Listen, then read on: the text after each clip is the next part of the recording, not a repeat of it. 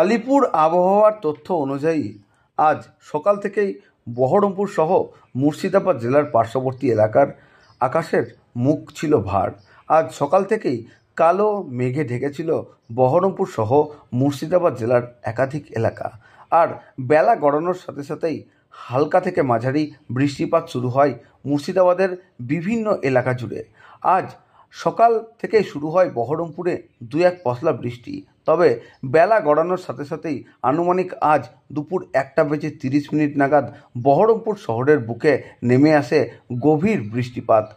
আনুমানিক প্রায় 30 মিনিটেরও বেশি সময় ধরে চলে এই বৃষ্টিপাত। পুজোর পরেই এই আবহাওয়ার খামখেয়ালির কারণে মুখ ভার আম জনতার।